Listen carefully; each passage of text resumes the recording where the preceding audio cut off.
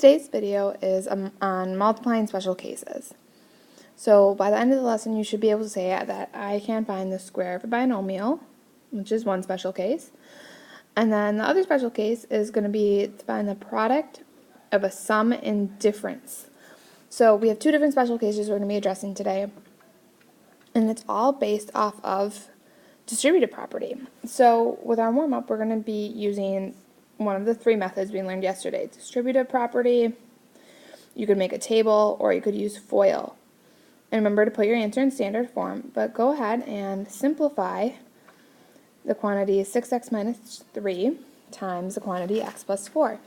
And in today's lesson, special cases are all based off of these methods.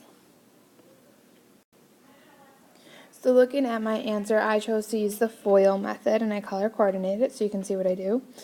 And I got 6x squared plus 24x minus 3x minus 12. From there, I had to combine my like terms, so my 24x minus 3x I had to combine, which gave me a positive 21x. And notice that my final answer, 6x squared plus 21x minus 12, is in standard form, where my exponents are in decreasing order. So I have an x squared, I have an x, and I have my constant. Our first vocabulary word today is the product of a sum and difference, and this is our first special case. And what it is the product of a sum and difference of the same two terms is the difference of their squares. So we have to have the sum and difference, and they have to be the same two terms, and it's going to be the difference of their squares. And so if we think about what a generic example would mean then, is if we have the sum and the difference of the same two terms, so a plus b times a minus b, it's going to equal the difference of their squares. So we're going to have a squared minus b squared, the difference of their squares. And so in our example down here, if we're going to take x plus 4 times x minus 4. It is a sum and difference. And so technically their answer should be the square of our first term, so x squared, minus the square of our second term. 4 squared is 16. Now, let's look at why. So I'm going to use the table method this time. And we're going to just distribute, like we've learned the last day. But we're going to use a table and see why our answer is going to be x squared minus 16. So I have an x and I have 4, and I have an x and I have a negative 4. X times x was x squared. 4 times x is a 4x. Negative 4 times x is negative 4x. Negative 4 times 4 is a negative 16. So moving forward, I have x squared plus 4x minus 4x minus 16. Look at what happens with your middle terms. 4x minus 4x cancels. And so we truly are left with x squared minus 16. And that's how it's going to work out every time you start with the product of a sum and difference. It's going to be the square of your first term minus the square of your second term. However, if you don't remember the shortcut, you can always use distributive property, FOIL, or our table method. So let's look at our next two examples. We have the sum and difference of 4x plus 7y and 4x minus 7y. And so I know it should be the square of my first term, 4x squared, minus the square of my second term, 7y squared. Notice I put them in parentheses. I did so because not only am I squaring my number 4, I'm also squaring the x.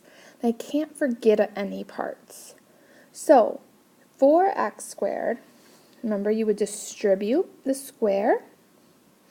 So we would have 4 squared, x squared, which simplifies to 16x squared, minus Same on the other side. 7 squared is 49 and y squared. That is my answer.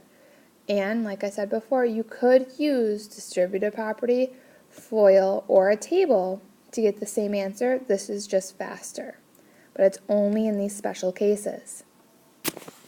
Looking at the next problem, a minus 6b times a plus 6b. We're going to have a squared minus 6b squared. A squared is just a squared. And then it becomes a minus 36b squared. And that is our final answer. Our second special case that we're going to discuss today is the square of a binomial. And so what it is your answer is always going to end up the same. When you have the square of a binomial, you take the square of the first term plus twice the product of the two terms plus the square of the last term. What that means is if you have a plus b squared,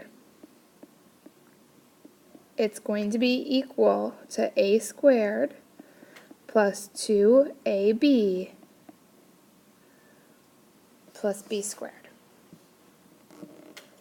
Now, with the square of a binomial, I sometimes prefer to use distributive property, FOIL, or a table method, just because this is not as cut and dry as our last special case.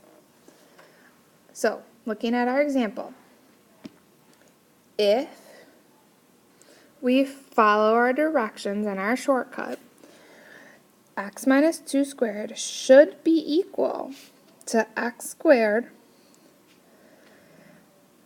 plus 2 times a times negative 2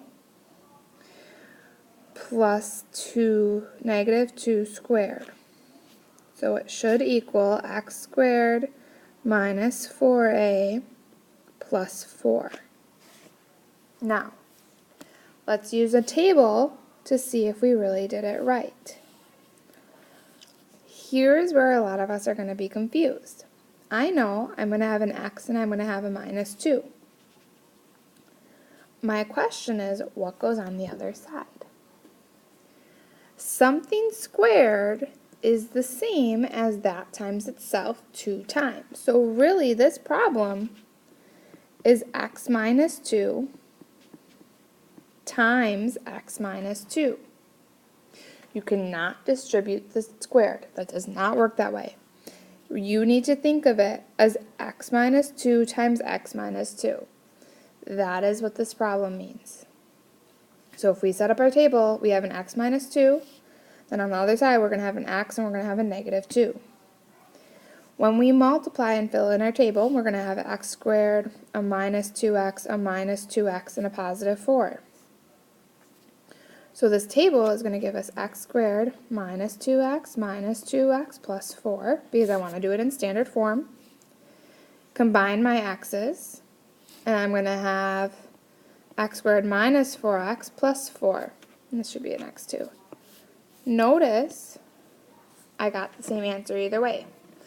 Personally, I think using a table or FOIL or something is easier than remembering the little trick that goes with. Because it's going to be easier to make mistakes if you try to use the trick.